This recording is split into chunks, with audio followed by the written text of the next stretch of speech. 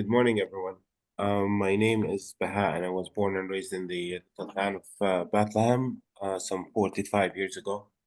I'm currently on a speaking tour that started in Europe, in Poland, and then Germany, and then Luxembourg, and then Italy, Spain, and right now I'm moving from one place to place to speak about Palestine and the reality that we survived through. So the idea of this speaking tour is that try to help people understand the reality imposed on us in Palestine and how, what forms of Israeli control we are forced to survive.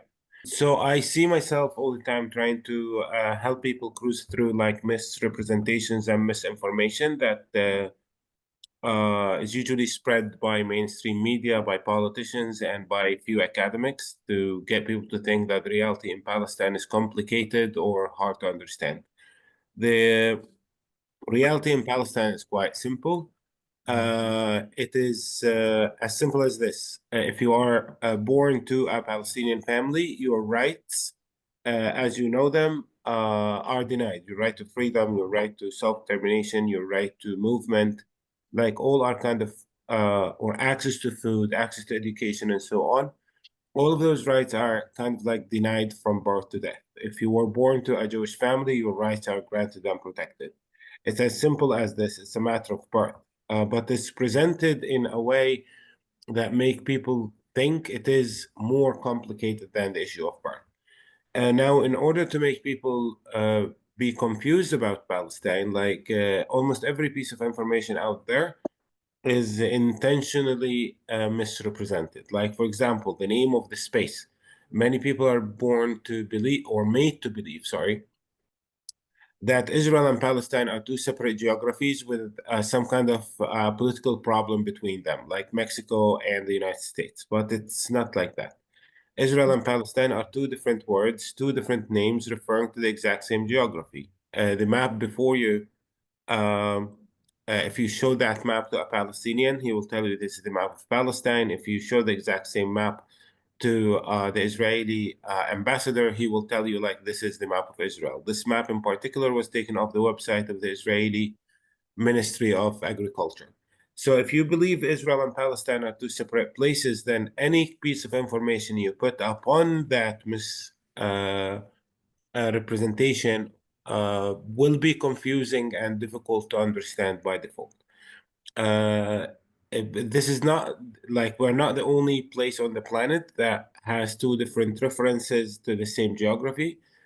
Germany and Deutschland are two different words refer to the exact same geography.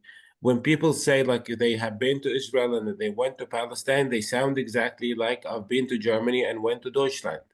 Now, if you don't know any better, you will believe that. But like in reality, that belief is kind of confusing. The Israeli government is essentially in control of every inch of the land of Palestine. We're talking about more than 27,000 square kilometers of an area. Every inch of it is controlled by the Israeli government. To have any access to Palestine, you are required approval from Israeli authorities. It's not like you want to come visit me in Bethlehem and then there will be a Palestinian on the border welcoming you. No, if you want to come visit me in Bethlehem, you have to cross through Israeli controlled borders. If you declare to the Israelis that you are on a mission to visit Palestinians, you are risking access. Like you'll probably be denied entry and denied access to the place, which happened to a lot of my friends from around the world.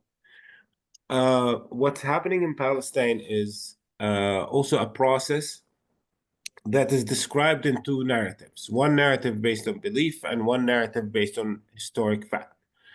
The narratives that are both based on belief are usually good for debates, verbal activities, just like any kind of belief, if people have two different beliefs, they can debate, but they will get to nowhere. So the narratives that are usually based on belief are impossible to prove, are impossible to disprove. Yet they are the most common narratives that we have on the planet. And the narrative that is based on belief is probably something you are aware of. like 6,000 years ago, God created heaven, created Adam and Eve, and somehow God gave this piece of land to the Jewish people. And now this narrative is the most popular narrative. The other narrative, which is based on historic fact, sound like this. Back in 1897, nearly 202 Jewish nationalists met in a town called Basel in Switzerland, and from there they decided that they wanted to turn Palestine into a Jewish-only space or a Jewish homeland. So everything that we have in Palestine from 1897 up until today is kind of connected and kind of aims at the creation and maintenance of a Jewish-only space on the land of Palestine. So if you want to do this, like you have to follow the exact same outlines of colonizers who went to other spaces around the world and claimed other people's homelands as theirs.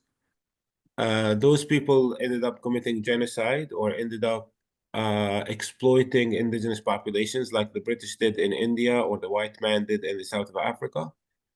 In our case in Palestine, the aim is to remove the indigenous Palestinian population from the space and from the land.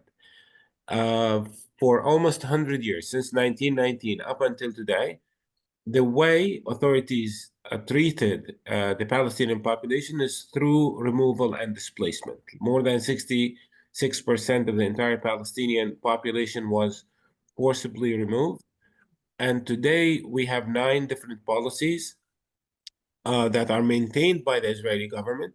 If you apply any of those policies on any piece of Palestine, like the result will be a Palestinian individual, Palestinian family, Palestinian village, Palestinian town, Palestinian city being destroyed.